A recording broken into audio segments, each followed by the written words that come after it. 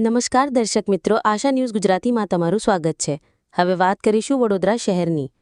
હવે સિગ્નલ તોડશો તો હવે વડોદરા શહેર ટ્રાફિક પોલીસ કચેરીએ જવું પડશે। વાહન ચાલકને ફોટો બતાવીને પાઠ ભણાવી દંડ વસૂલાશે। ટ્રાફિક પોલીસનો નવો અભિગમ, વાહન ચાલકને સમજાવવા મિત્રો પરિવારને પણ કહેવાશે। ટ્રાફિક પોલીસે સિગ્નલ તોડનાર સામે કાર્યવાહીનો નવો અભિગમ અપનાવ્યો છે। સિગ્નલ તોડનારને ઓફિસે બોલાવી તેણે તોડેલા સિગ્નલના ફોટો બતાવાશે।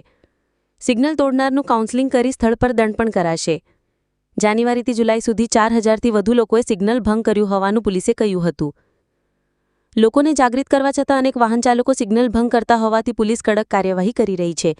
સીસીટીવી કંટ્રોલ રૂમથી પોલીસ ખાસ નજર રાખી સિગ્નલ તોડનારને વાહન નંબરથી ઓળખશે અને તેને કોલ કરીને ટ્રાફિક પોલીસની ઓફિસમાં બોલાવાશે।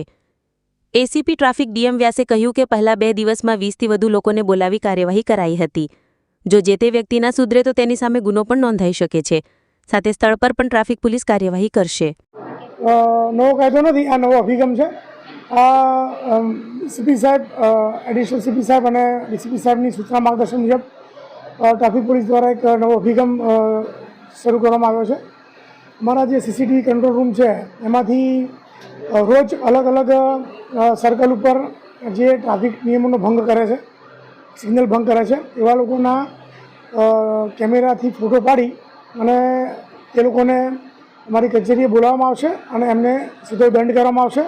એમને સૂચના આપવામાં આવશે, શિખામણ આપવામાં આવશે કે ભાઈ તમે આવું ન કરો। કારણ કે આપના માધ્યમથી વારંવાર લોકોને સૂચના આપવા છતાં, આટલા દંડ કરવા છતાં, આટલા અવેરનેસના કાર્યક્રમો કરવા છતાં જેટલા મહદઅંશે ફરક થવો જોઈએ એટલો નથી થયો। એના કારણે આ નવા અભિગમરૂપ સીપી સાહેબના સૂચના માર્ગદર્શન પ્રમાણે અમે આ કાર્યવાહી ચાલુ કરી છે।